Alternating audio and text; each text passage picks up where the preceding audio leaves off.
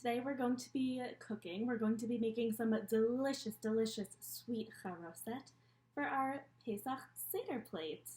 So ready, some things you're going to need are some apple and raisins, grape juice, and some cinnamon.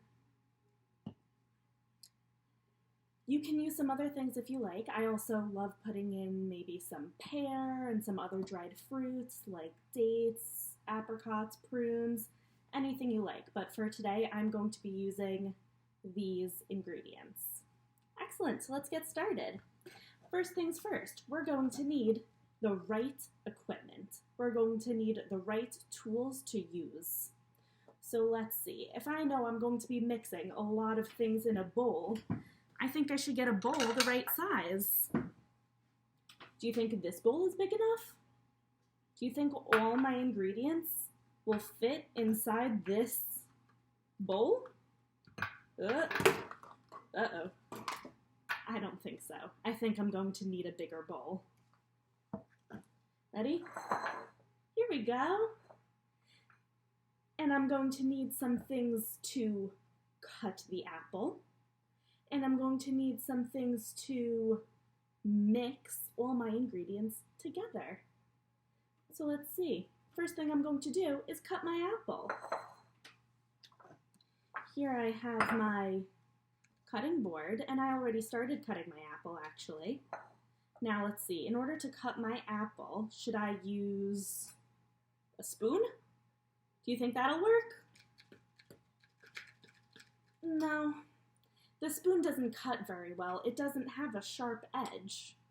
What can I use that has a sharp edge? I know! A knife! Now, a grown-up is going to be the one holding the knife because can we touch the edge of a knife? No, it's too sharp, dangerous. We could cut ourselves. So a grown-up is going to hold the knife by the handle, and you can watch or help as they cut the apple. Here, I already started cutting my apple, and I washed it. Remember to wash your fruit. But let's see, I'm going to cut it into pieces. Here I have a whole big piece of apple. I'm going to cut it in half.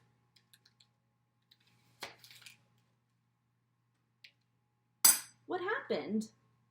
I cut it in half, and now, instead of one whole piece of apple, I have 2 pieces of apple, right? I had one whole apple, and now when I cut it, when I split it in 2, I have 2 smaller pieces. So you're going to keep cutting up your apples. You're going to say when it's small enough, okay? You're going to keep cutting. And remember, don't put in the seeds. Whoop. Now, I've already cut up some of my apple. These are, I like little pieces like this, but you can make them whatever size you like. So now I'm going to take my apple and I'm going to pour it in my bowl. Ready? Pour in your whole entire apple. Good job! Next, we are going to put in our delicious, delicious raisins. Something I like to do, that's a little bit special with my raisins, is sometimes I like to soak them in some water. Here I have some raisins, and I've just let them sit in some water for about 15 minutes or so. Doesn't have to be that long. You could even skip this step if you want to. Because here, I'm going to come closer to show you.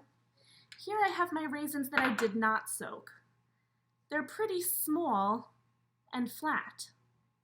Right? Now I'm going to show you a raisin that I did soak. It is big and wet and juicy. It's much more squishy, right? Our small raisin, our dry raisin is a little bit hard. Our soaked raisin soaked up all the water and it made it so wet. The raisin soaked up all the water, it absorbed all the water, kind of like a sponge. Now let's see. I'm going to show you what happens when you take a sponge and you soak it in water. Here I have a dry sponge, and I'm just going to pour some water in a bowl so that you can see it better. It's just some water. Now let's see what happens. Here's my dry sponge, right? Pretty flat, kind of like my dry raisin was. Now here's what happens when I soak it in water. Whoa! Can you see what's happening? It's getting bigger where the water is, right? You could see here is where it's absorbing all the water, and here is where it's still dry. Let's see if I could show that a little bit better. Let's pour some water on it. What's going to happen, do you think, when I pour water on top of the sponge? Let's see.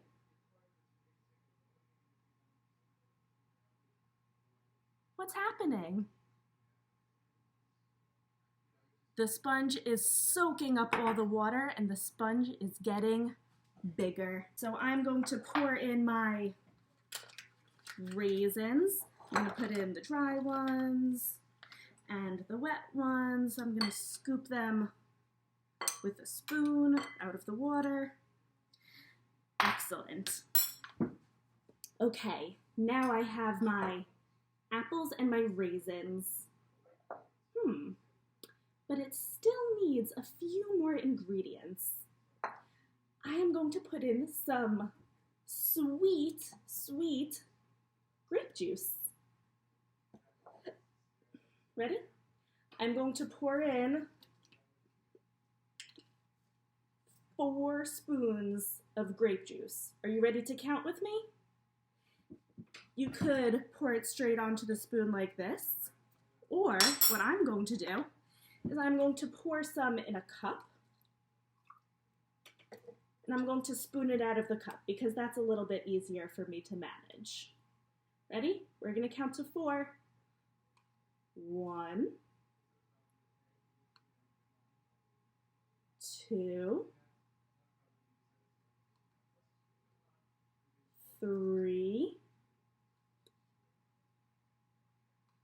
4. All right, good job. Let's see. Oh, that looks so good. I see the apples and the raisins are soaking up. They're absorbing all of the grape juice. Amazing. Now, for my last ingredient, I am going to sprinkle some cinnamon into my Charoset mixture. Ready? I'm going to open it up, and I have some ground cinnamon here. It smells so good. Ready? I'm not going to just pour the whole thing in. That would be a little bit too much cinnamon. So I'm going to put some cinnamon in a bowl or on a spoon. Here we go. I'm going to just, over my cutting board, I'm sprinkling a little bit on a spoon so I can take a pinch and sprinkle it onto my Charoset. Ready? We're going to do 2 cinnamon pinches. 1 and 2. Oh my gosh. Do you guys smell your Charoset? It smells so good. It looks really good too, and it's so colorful. Can you tell me what colors do you see in your Charoset? Let's see, I see red from the apple peel, and yellow from the inside of the apple, and some purple from the grape juice, and brown from the raisins and the cinnamon. Yeah, all right. Smells so good. Now, I am ready to mix it all together. What tool should I use to mix? Should I use my sharp cutting knife? Do you think that would make a good mixing tool? No, I don't think so either. How about a hammer? Do you think a hammer makes a good mixing tool? No, not a hammer. How about my spoon? Right, I shook off the extra cinnamon and I'm going to use my spoon to mix all my ingredients together. Are you ready to mix? I'm going to hold my bowl still. And ready? 1, 2, 3, 4, 5, 6, 7, 8, 9, 10. And keep on mixing. Right? Normally we switch with the person next to us, but you can keep on mixing until it's all mixed up. Oh, that looks so good. Right? I smell it. With my nose, I can smell the cinnamon and the sweet raisins and the sweet grape juice and the sweet apples, right? Our charoset is very, very sweet. And I can listen, I can hear the spoon clink and the apples moving around while I'm mixing. Should we listen? Yeah, I hear it. Ready? And I can see it, right? We already spoke about all the colors. And now I'm going to take a little bit of the spoon out because I want to touch it, but I don't want to touch everybody else's. I'm going to just take a little bit on a spoon and I can use my finger to gently touch. Oh, it feels wet. Right? Tell me, how else does your charoset feel? Now I'm ready to taste it.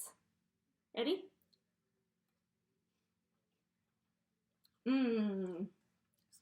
Oh, that's so delicious.